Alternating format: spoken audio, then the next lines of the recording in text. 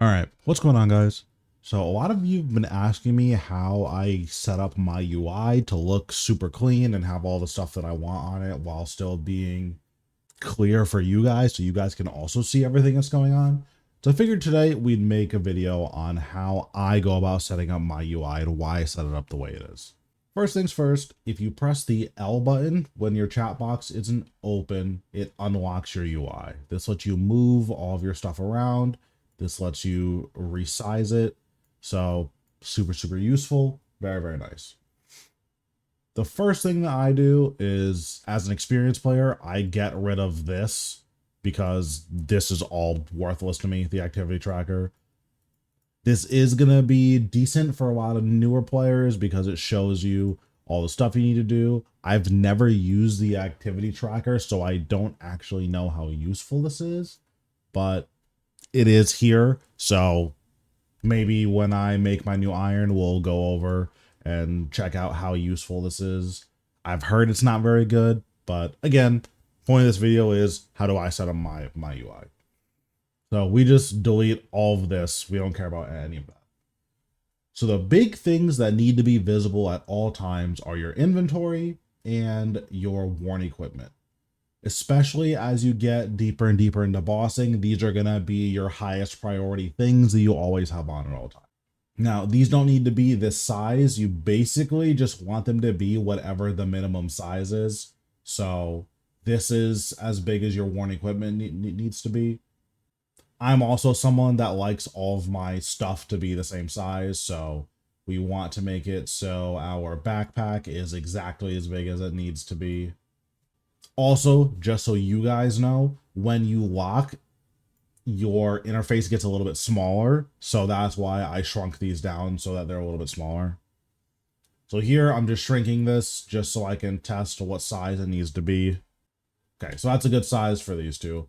So now we can put this here. We already can see a lot more without having to flip through tabs and all that. So that's why we do this with these tabs. We'll move these down here just for clarity, because we are going to want to make our mini-map bigger. Now, there's a lot of stuff in the game that requires you to use your minimap to navigate. So ideally, you want your minimap to be as big as possible. So this is a decent size for our minimap. We'll just make it this big. Here, this is the in-game time. I like to put this right under the minimap. Then this is our Slayer counter. So this can just be wherever you want it to be. This doesn't matter. If you want it up here next to the map, that's fine. If you want it down here, that's fine. If you want it over here, wherever you want this to be is totally fine. I normally have it up here next to the map. Next, your skills. If you're constantly looking through your skill tab, then you're going to want this by itself. However you have it oriented is totally up to you. I like the 3x3 view because it has all of your combat stuff over here. If you make it any different side, your combat just gets kind of scattered around, so it makes it hard to find certain stuff. But ultimately, this is just whatever size that you want it, right? So this, again, you're going to want to have more access to this if you're a newer player and you don't really know what to do in each of the skills, so you want to see what levels you need and all that. Having this separate is going to be really, really nice for you. Next, your magic spellbook. Generally, this never needs to be open. I would say that there's essentially no reason to keep your magic spellbook open, at least as a newer player who's setting up your UI for the first time. So what I would do is your important spells, you put it on a second action bar, and then you just close this forever. So in order to get more action bars on your screen, you can go to your settings, and here it says display additional action bars. So we'll display this one for teleports. This puts it under my action bar with all my melee stuff. So we'll just move these up so that they're not on the bottom of the screen. And then as a newer player, your most important spells are going to be teleports. Also, we're not on normal spellbook, so let me get on normal spellbook really quick. Okay, so now we're on normal spellbook. Out of these spells, you're probably going to want to have access to high alchemy. So let me switch over to this tab. So you probably want access to high alchemy. So we'll put that on the action bar. As long as your action bar is unlocked, you can just drag basically anything over here. You might want access to telegrab. And then you're probably going to want some of your teleports on here. So the Varrock teleport is kind of not very useful. If you have a luck ring, that will teleport you to the Grand Exchange. If you have Varrock home teleport, if you have the lodestone, that will teleport you south of Varrock. So there's not really a big reason to have this on your action bar. The Lumbers one puts you inside the castle, I believe. So that's not very good. The outer one's pretty useful. So we'll put this here. Home teleport can be very good depending on where your house is. Camelot teleport is basically useless. Artie teleport can be very, very good. It puts you in the center of town. And that's pretty much it. You may want one of these on here, but that's pretty much it. As for any of these magic combat spells, it could be worth having this open just so you can pick which one of your combat spells you're actually using. So this could be worth keeping open, but generally I haven't found it ultra useful. As you unlock more and more spells, so once you get more spell books, this makes a lot more sense to keep this open. So typically I will have my magic spells, once I have my good spells, just over here somewhere with my other stuff. You generally just want all of these interfaces open at the same time. Next, since this is in the same tab, we want our prayers. Generally, you're not going to be flipping through your prayers super often, but if you are going to be flipping through certain prayers, it's mostly going to be your overheads. So let's bring up a new action bar where we're going to have our overheads. So here I have my overhead prayers. I have my deflect prayers and soul split. If you're a newer player, you probably don't have a lot of these, but these can just be protection prayers. So let me switch my prayer book. Yeah, here's the prayer book, and these are your 3 protection prayers. You can put these on your action bar so you have really easy access to them. Also, if they're here, that means that they'll be keybound. So instead of you needing to physically press each of these buttons, you can just tap 1, tap 2, tap 3, turns all of them on. Additionally, something that you can do is you can actually open this quick prayer tab by hitting select quick prayers, and then you can select whatever prayers you want. And then once you have a setup that you like, you can actually drag the quick prayer button onto your bar. So you see, this is my range quick prayer. It's soul split and then the tier 99 range prayer. So now this is on my bar. If I switch back to ancients, or if I switch back to curses, then I press Y, it'll turn on soul split and the range prayer. So that's a really easy way to get access to your quick prayers. What I normally do is I have one button set for my quick prayers, and then if I ever need to change my overhead, I just press the buttons to change my overhead, then it never turns off my damage prayer. So this is something that I do, something I recommend you guys do, but if you don't want to, you don't have to. Okay, so we talked about our prayers in our spell book. Typically, once you've clicked whatever thing you need to click in here, you basically don't have to go in here again, at least not while you're in combat. So I personally don't mind having these overlap. I think it's totally fine. Generally, this is because once you set whatever prayers you're doing, whatever combat spell you're doing, you don't really have to switch it very often. Again, especially as a newer player. And if you do have to switch, you just keep on to the stuff that you actually need to switch, right? So we can just have these here because these are mainly set it and forget it type of deal. So we lock these, probably make this a little bit wider. That way you don't have to scroll through here. There's kind of no way to avoid scrolling with the prayer book just because it's so big. This is your F keys. So this is the hero tab, customizations tab, adventure tab. I'll just go through what all of these are. Your hero tab, this shows you what your current stat line is. It shows you what your examine is and then your quest stuff. Skills, this is just all of the skill guides. So if you wanted to, you could just have this here as a hotkey and just not have the skill guide on screen. That's totally an option. This is your loadout. It shows you your backpack and your worn equipment. If you ever accidentally delete any of these, this is in the F1 hero tab. You can find it in your loadout. And then for your achievements, the achievement path that we deleted earlier, this is where you find it if you want it to be on screen. Then this shows you all of the things that you could do for your completionist stuff. F2, this is all of your customization. This is your wardrobes. This shows you all of your cosmetics. These are your animations. Same thing, just shows you all of your animation overrides that you have. This is your appearance. This basically just lets you change your hairstyle. This lets you change your title. And this lets you access all of your pets. Again, all of this is in the F2 tab. This is customizations. In F3, this is your adventure tab. It shows you all of the latest content, shows you all of the quests, as well as an in-game quest guide for all of the quests. The in-game quest guide isn't ultra robust. It basically points you in the general direction of where you should go sometimes. But it is here, so generally, if you don't want to use quest guides for whatever reason, the in-game quest guide will give you enough that you can kind of figure some stuff out. Challenges, this is just your daily challenges. These will rotate day to day and will be in any skill that's not maxed. I have it toggled, so the only thing it can give me is mining. So it just gives me triple mining every single day. This is the minigame tab. This will show you both the active minigame, and if you have it toggled to all, it will show you the inactive minigames and when they're actually going to be starting.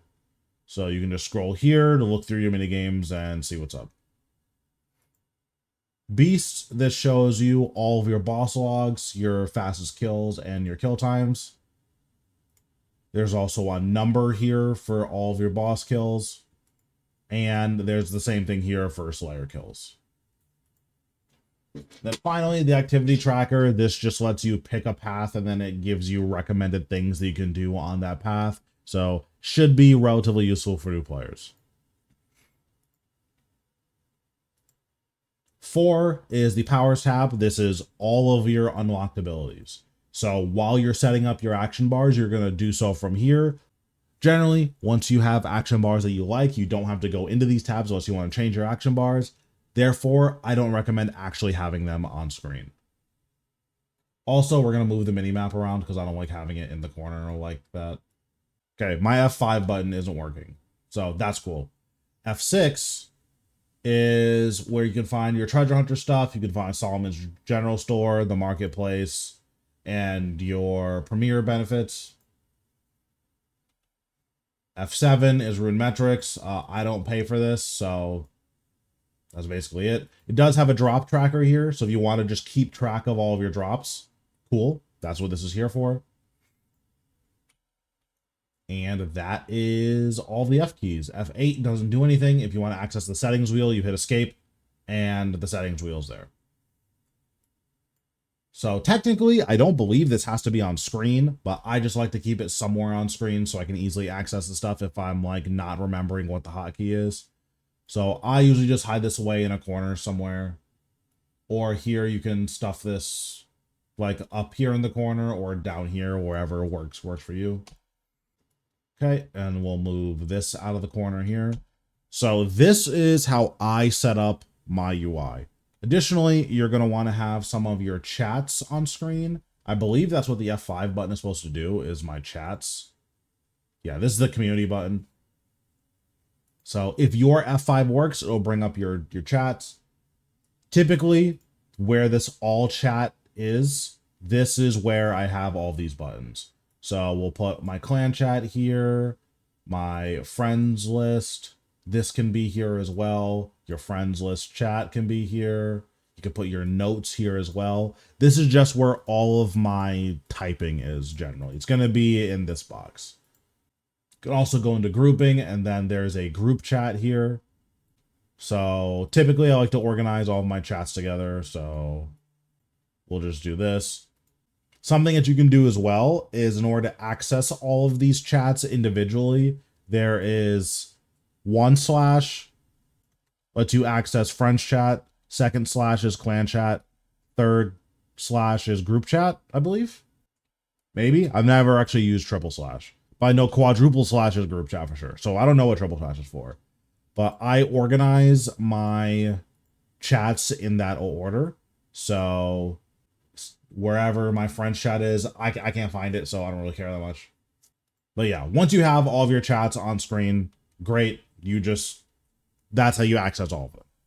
But yeah, so this is basic UI stuff. So this is what our UI is going to look like. While we do have some stuff on screen, and obviously this is all asymmetrical. If this was my chat and it's something that I really cared about, then I would have this a little bit differently. But this is how you can just see all of the things you need to see.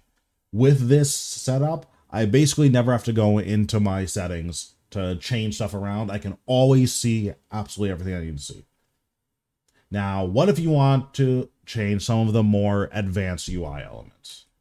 Here, we go into settings and we hit our edit layout button. Now, advanced options has all of these things. And what all of this does is you can toggle this on, see where the actual bar is, and then you can adjust it as you see fit. Generally, I wouldn't change a whole lot of these. Most of these are going to be to taste. The big thing that I would change is your bank size, just because it's a lot easier to keep track of. If you play RuneScape, most things are going to come in sets of 4 or sets of 6. Sometimes even sets of 8. So having your bank be 4 tiles wide or 8 tiles wide, some multiple 4, typically I like to do 12 or 16. Having it be that wide is just going to keep all of your stuff relatively organized. Now you see here we have our buff bars and our debuff bars. What I like to do is move these a little bit higher so that they're not overlapping onto my action bars and I can see everything. Also, to move the edit mode out of the way. The channel bar can stay here. Maybe we'll move it a little bit higher. But yeah, so you just toggle all these on, see where everything is. Also, it's worth having some of this stuff on just so you can see where the center of your screen is. So if you are moving stuff around, it's just a little bit easier to keep track of everything. We have our clock on screen, combat mode icon. This doesn't do anything. I just leave this off. The day planner, I've never used that, so I leave it off. Debug text, no reason to keep that on screen. Engineering map. Extra action button, you generally want this to be by itself and be super visible, so I like to put it over here between my action bars and my skills, my inventory and all that. Game dialogue, if you are doing quests, sometimes the game dialogue can cover your action bar, so I like to put this up here over my buff bar and debuff bar. There are very few instances where you're going to need to be keeping track of debuffs and also need your game dialogue open. That's just not a thing that's going to happen. Game view, this is the actual screen. So this is how much of your screen actually shows the game. So if we make this smaller,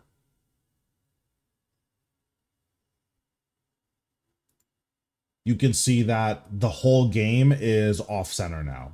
So if I want, I can keep all of my UI elements all over here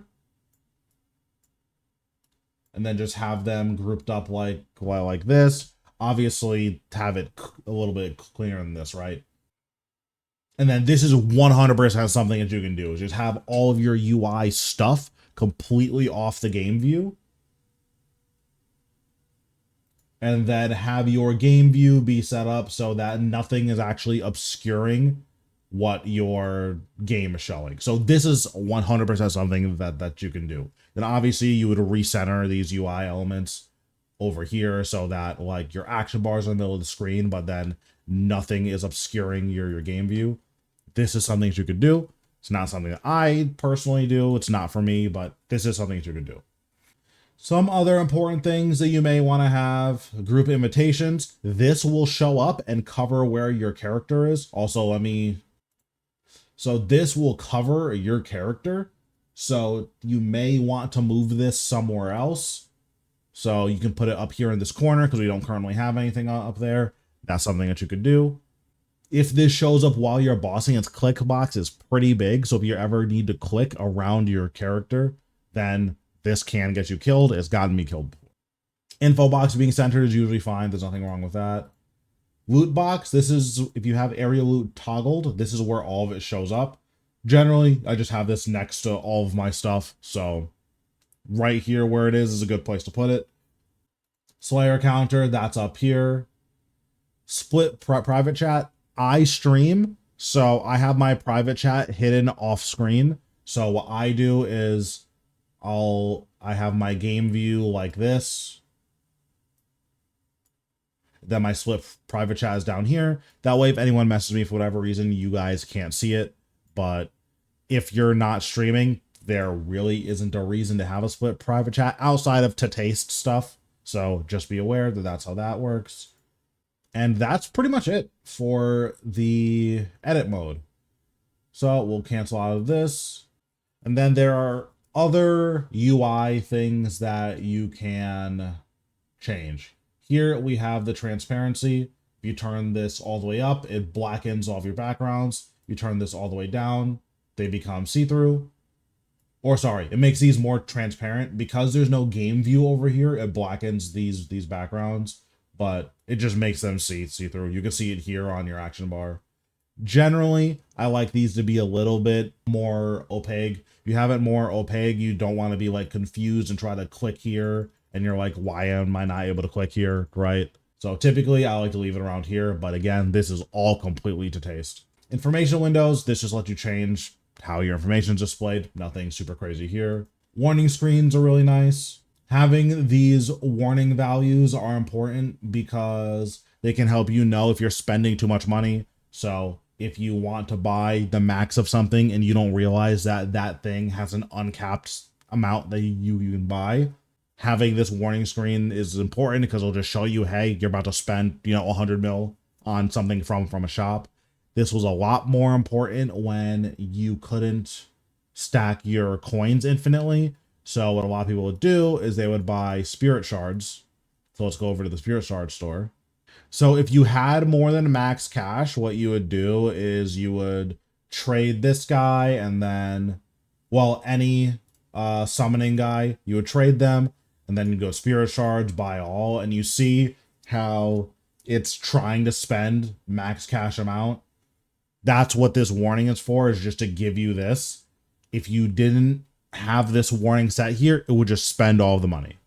Luckily, you can sell all of it back for free. Like, you don't lose anything by selling all of it back, but just be aware that is a thing that can happen. That's what these warnings are really good for. Same thing, there's also warnings for most of the dangerous areas in the game, so you can tick all these on and off as you see fit.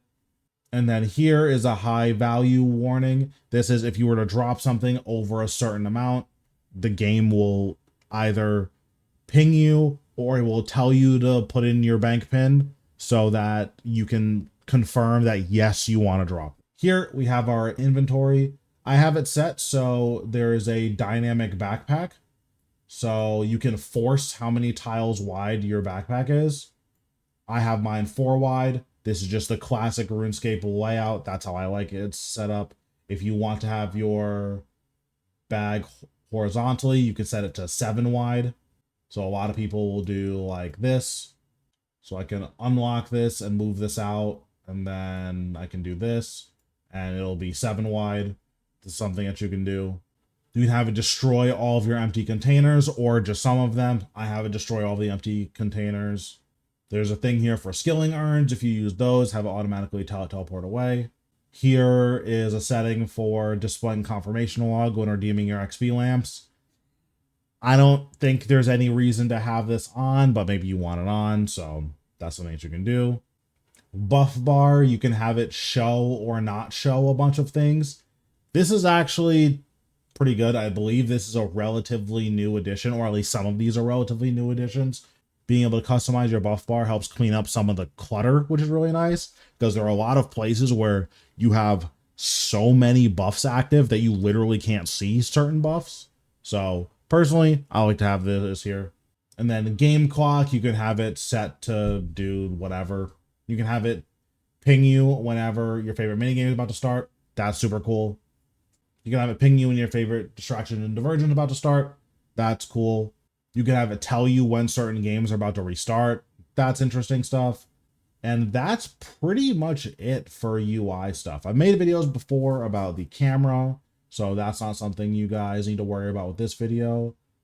If you want to change the color scheme, you can do this and it'll do the brown scheme. This is the legacy scheme. That's pretty cool. You can also do legacy map icons. I personally don't like them, but if you like them, cool. If you want to use the old legacy interface, this is just something that you're more used to. You can toggle that. And finally, if you just want legacy combat to be on, you can toggle this and it'll leave your EOC interface intact, but you'll be in legacy combat. Unfortunately, you can't toggle legacy combat off from the actual screen. You can turn it on here. So you can right click this gear wheel and this will also let you put on legacy combat, but there's no way to turn this off from this screen. You always have to go back into your settings. So just be aware that that's how this works. But yeah, this was a quick crash course in how to set up your UI and how to make it make sense for you. Hopefully a lot of you guys can clean up your UIs and have all of the vital information on screen. Thanks guys for watching, and I will see you in the next one.